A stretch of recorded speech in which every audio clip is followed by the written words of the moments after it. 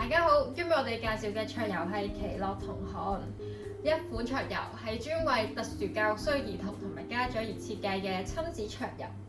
喺呢一款桌遊入面，我哋運用咗優勢理論，佢強調關注個人嘅優勢，而並唔係聚焦於問題同埋弱點。小朋友可以透過呢一款桌遊，充分發揮佢哋嘅優勢，令到佢哋可以帶嚟更加多嘅滿足感同埋幸福感，從而提升個人同埋社交網絡嘅效能。好啦，就我哋依家一齊啟學，探索呢一款充滿愛同歡笑嘅桌遊啦！就等我哋依家嚟介紹一下遊戲嘅組件先。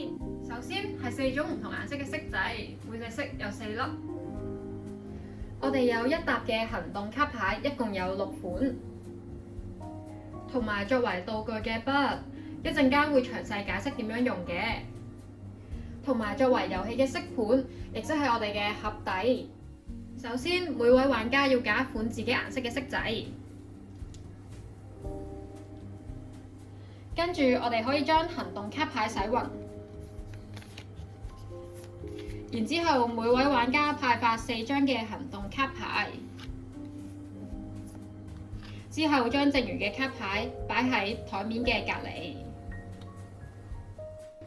喺完成完遊戲前期嘅設置之後，我哋就可以正式踏上呢一趟充滿愛同歡笑嘅航程啦！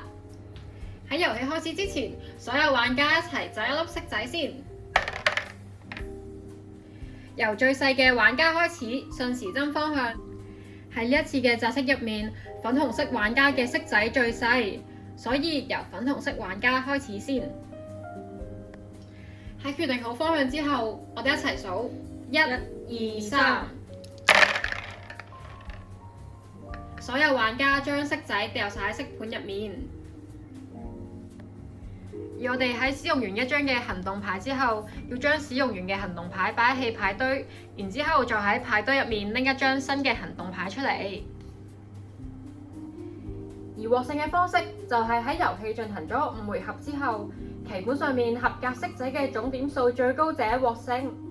而合格色仔嘅定義就係色仔嘅3隻角均處於色盤嘅中心圓圈邊線入面。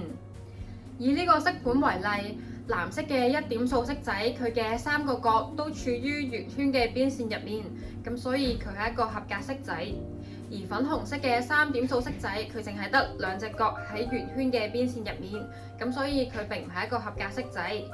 咁所以喺呢一個回合入面，藍色點數嘅色仔佢總共有5點，而粉紅色嘅色仔佢總共有1點，咁所以喺呢個回合入面，藍色色仔嘅玩家獲勝。跟住落嚟將會講解下特殊嘅情況。如果5回合之後色盤上面嘅點數相同，打成平手，咁打成平手嘅玩家就將會再嚟一局，直至分出勝負。我哋今日嘅桌遊介紹到此結束啦，希望大家喺呢個桌遊入面玩得開心，讓我哋奇樂同寒，逐夢追光啦！拜拜。